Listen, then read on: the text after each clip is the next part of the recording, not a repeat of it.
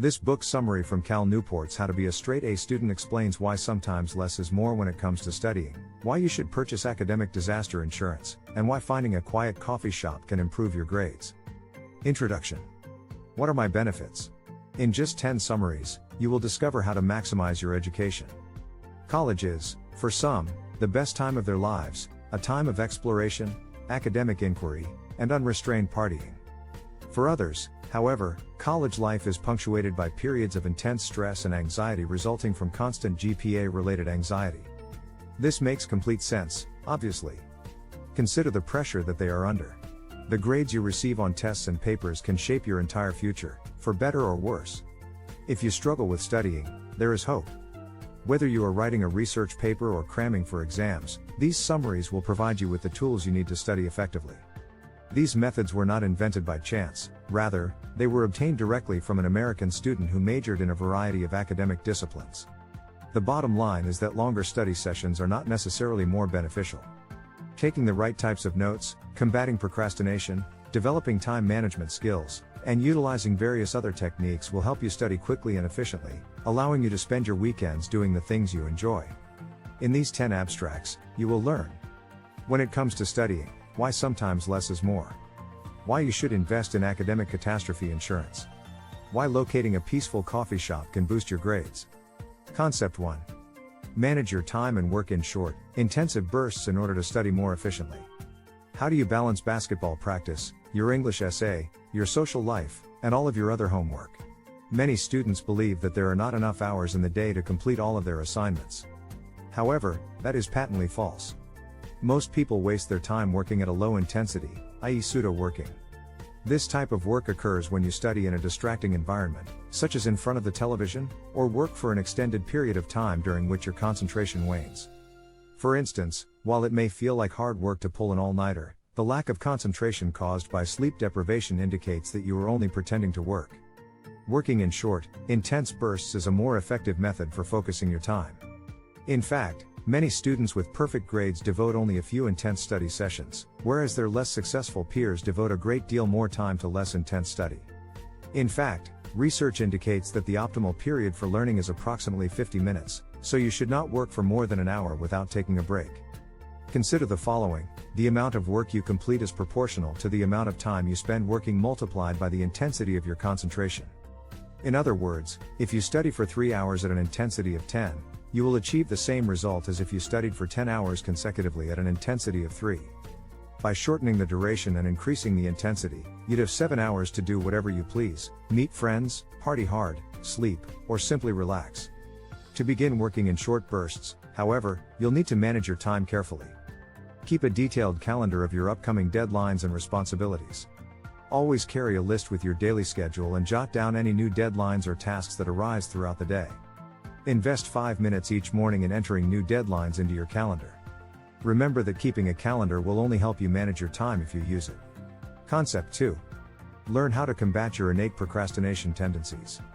The majority of college students are intimately familiar with procrastination, that sneaky troll that makes you stay up all night to finish that final paper on time, just a few days after it assured you that you had an abundance of time. How then do some individuals avoid this propensity for procrastination? The urge to procrastinate persists even among students with perfect grades. The difference is that they are equipped with strategies to actively resist the urge. Keeping a journal of your work progress is one method for avoiding lame excuses. Voici how it works. When you wake up each morning, jot down the day's most crucial responsibilities, including classes, exams, and even errands like grocery shopping and calling the electrician. Then, each night, record the tasks you've completed and provide an explanation for any remaining tasks. For example, if you come home late after failing to study for your exam, again, you could say, "It's getting late, and my concentration will be much better tomorrow morning." In lieu of a full night's rest, the procrastination troll advises you to watch television to clear your mind for tomorrow's challenging study session. You finally fall asleep 5 hours later, at 3 a.m. You awaken the next morning, groggy from lack of sleep, following your alarm. Your new excuse for not studying may be, "I can't concentrate because I didn't get enough sleep last night. I'd better wait until tomorrow after a good night's rest." By documenting your excuses on a daily basis, you will find it increasingly difficult to believe them. Not only that, but the urge to procrastinate will diminish as well. The third concept. Successful study begins with determining the optimal time, place, and energy levels. Your exam is rapidly approaching, so instead of having a drink, or two, with your friends on Friday night, you will be in the library attempting to read just a few more pages. If this sounds familiar, you are doing everything incorrectly. To avoid having to study late, you should begin by studying early. In the evening, your body begins to slow down, reduce its activity, and prepare for sleep. This, of course, leaves you with less energy to devote to focused study. We should also keep in mind that your more productive classmates, who studied earlier, will try to distract you from your work by inviting you to parties and other social events. However, all of this can be avoided by studying beforehand. Second, isolate your research. Find places where you can avoid distractions, such as friends urging you to take a coffee break or a couch beckoning you to take a quick nap. Studying in seclusion could involve going to a small coffee shop, a public library, or a secluded area on campus. The important thing is to find a place with few distractions. Alternate between these alternatives to stimulate your mind. Something as simple as a new chair or lighting can motivate you and prevent you from becoming bored with the same four walls every day. In addition, having a large number of study areas will provide you with a variety of nearby locations to engage in intensive study during a short break, regardless of your location. Maintain a high level of vitality at all times. As your physical and mental resources are limited, you must employ them wisely. Be sure to take a break at least once per hour in order to regain your energy for the subsequent study session. Constantly drink water. Do not skip meals, and do not consume excessive amounts of coffee. Otherwise, dehydration or a lack of energy may cause your body to become unnecessarily exhausted. Now that we've covered some of the fundamentals, the following summaries will provide you with concrete advice on how to improve your grades while studying less. Concept 4. Utilize effective note-taking to maximize your class experience. Here is an obvious study tip that will save you a great deal of trouble. Never miss class. Attending class is the most efficient way to master the material, regardless of how exhausted, hungover, or busy you are. If you miss a lesson for any reason, you will need to spend the next few days studying intensively to catch up, so it is essential to avoid missing any if at all possible. Obviously, attendance alone is not sufficient to earn A+ grades. You must also find a way to accurately record your knowledge by taking notes. The type of notes you take will depend on the course you are enrolled in. For a non-technical course such as politics, history, or philosophy, it is necessary to record the major concepts. Try to extract the primary concepts, arguments, and theories from each lecture. Once you have this information, you can record it using the question/evidence/conclusion format. All of your notes should be devoted to answering one large question, such as why did the Roman Empire fall? Then, your answer should be followed by a brief summary of the evidence. Economics, engineering, and mathematics, on the other hand, require a different approach. These lectures are filled with sample problems, equations, and formulas, which makes taking notes easier. You should ideally keep track of the problem, the solution, and the steps you took to arrive at the solution. However, your professor will likely go over these sample questions at a rapid pace in class, so you may occasionally lose track of the steps. When this occurs, be sure to ask questions or make a note for later research. When it comes to cramming, half-written notes are useless. The fifth concept. You should only study what is necessary. If you want to scale a wall, you won't get very far if you keep running into it head-on. Effective study habits are similar. They depend not on brute force but on the right technique. Define exactly what you need to learn in order to study effectively. It is tempting to attempt to learn as much as possible in the available time when studying. This is not the most effective method, however. Remind yourself that learning everything is not necessary. You only need to study the material that will be necessary to pass your exams and papers. In addition to determining the topics pertinent to your study session, you must also consider which details are worth remembering. Consider what the exam will emphasize. Do I need specific dates and names for this exam? Do I have to explain complicated theories? Once you've honed in on the right topic, test your knowledge of it until you've mastered it. This can be accomplished by focusing intently on a specific topic and then attempting to explain it in your own words. Another option is to create a mini quiz based on your notes and then answer the questions aloud or in writing. And voila! If you can answer all the questions correctly, you are prepared for your exam. However, there is one nightmare scenario: showing up for an exam only to discover that the most important question is on a topic you know little about. It is possible that you skipped or dozed off during the lecture, but it is more likely that you lack a thorough understanding of the material. Therefore, you should invest in academic disaster insurance, also known as ensuring that you're well versed in every single subject. All that is required is a little bit of diligence. When you don't understand something, ask your professor or fellow students questions to obtain all of the necessary information. Concept 6. Utilize the 3 P's to earn high marks on your exams: preparation, execution, and proofreading. You are in class, seated at your desk, with your dreaded statistics examination in front of you. You are tense, your mouth is dry and your hands are trembling. Failure is inescapable. Yet, there is no cause for concern. Using the following 3-step method, you are guaranteed to succeed if you have studied well. Plan what you will do prior to beginning the actual text when you receive your exam. Review the entire exam to get started. Examining the questions quickly will prepare your mind for the test's content and give you a sense of its length and difficulty. Create a tentative schedule for the questions. Distribute the remaining time equally among the questions, reserving a 10-minute buffer for safety. This will help you maintain focus and prevent you from becoming fixated on a particularly difficult question. Once you have determined your strategy, proceed with answering the questions in accordance with that strategy. Always begin by responding to the questions with the simplest instructions. Then, proceed through the remainder of the exam, answering questions in ascending order of difficulty. Answering the most difficult questions first creates a tremendous amount of stress. After constructing a solid foundation of answers, it becomes much simpler to respond to difficult questions. Finalize your examination by proofreading it thoroughly. Utilize your safety cushion of 10 minutes to double-check your answers. If you have extra time after answering the questions, you should also proofread. You will almost certainly find at least one error in a problem or forget to include an essential concept. Proofreading is vital despite the fact that many disregard it. The difference between an average student and an A student is staying until the very last minute of the exam period to review and correct your errors. These final summaries will educate you on how to compose A+ essays and research papers now that you have the tools to study effectively. Concept 7. Finding a thesis topic that excites you is a crucial step toward writing an excellent paper. Over the course of your education, you will likely compose numerous papers on a variety of topics. Each paper is a massive undertaking, regardless of its length. Therefore, where should one start? The majority of individuals fall prey to the fallacy that the majority of their time should be spent writing papers. However, the quality of your paper and the opportunity to write with pleasure begin much earlier.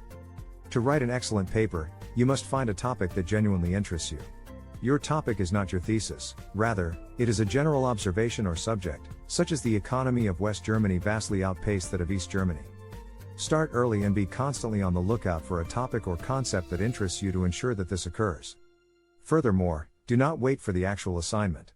Always keep your eyes peeled, in class, while reading textbooks, and while conducting research, for the one thing that truly excites you.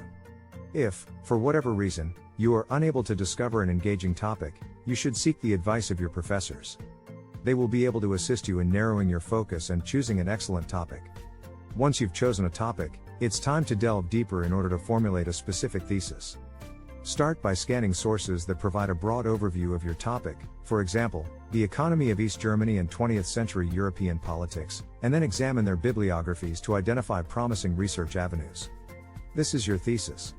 You'll find that researching and writing your paper are much simpler and more enjoyable once you've chosen an intriguing topic and a compelling thesis. The 8th concept. The focus of your research for your paper should be on exhaustive, but strictly limited, investigation. Do you find yourself lost in a maze of books when you conduct research? Due to the error of reading too many sources, numerous individuals become disoriented. They are wasting their time as a result of having too much to remember and cover. There is, however, a better alternative: learning how to conduct research effectively. When gathering sources, gather only the pertinent information. There is no need to overwhelm the reader with information when writing a convincing paper. It involves taking the necessary information and repackaging it in an organized manner. You do not want to get lost in research recursion syndrome or the never-ending search for a single additional source. To conduct effective research, begin by outlining the key arguments you need to investigate and dividing your topic or thesis into broad segments. For instance, if your topic is the impact of the Tea Party movement on U.S. foreign policy in the Middle East, you could divide it into the following sections. Conservative tenets. U.S. policies in the Middle East. Members of the Tea Party. You can then conduct research on these topics using journal articles, citations, or even Google. When you find relevant information, be certain to print or photocopy all relevant pages. Having physical copies will give you easy access to your materials at all times and prevent you from feeling as though you need additional sources. The most important thing, however, is to know your cutoff, i.e., when you have all the information you need for your thesis. There is no need for additional effort. To determine if you've reached an adequate amount of content, you must examine two factors. First, every topic that is central to your thesis must have at least 2 credible sources. Second, you should have at least one reliable source for any topics that will be beneficial to your thesis but are not required. If you possess these 2 items, it is time to cease your research. Regardless of how much you believe you require, stop. Concept 9. Seek inspiration actively in order to create a captivating story. You have established the foundation for your paper, you have a compelling thesis and organized research materials. It is now time to develop a compelling narrative. To make your thesis worth the paper it's printed on, you must connect your theories to your arguments in a novel and engaging manner. There is no single method for achieving this, which is regrettable. Every paper is different and requires a unique approach. Nonetheless, creativity is a constant requirement. And to develop creative, convincing arguments, you will need to draw upon inspiration.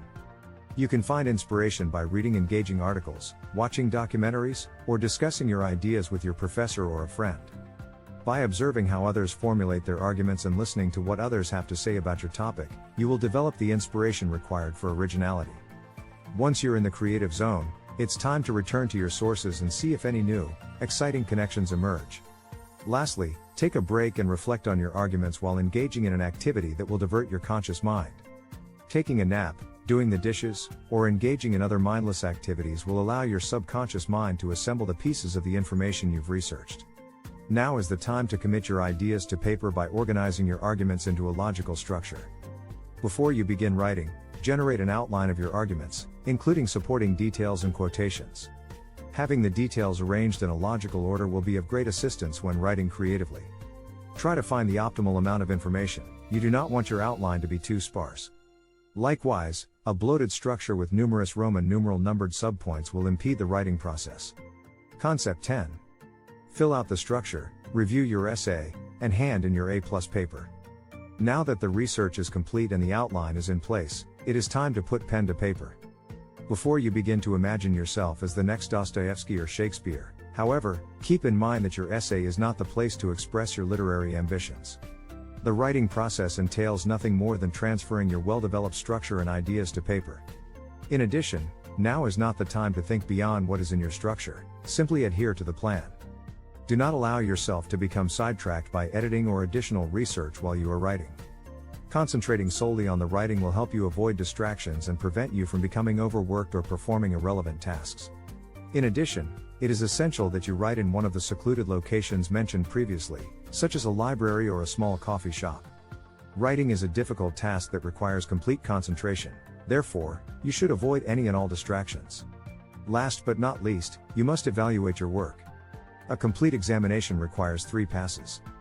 Focus on the presentation of your arguments during the initial reading. Clarify overly complex sentences, eliminate redundant information, bolster weak reasoning, and tie up loose ends.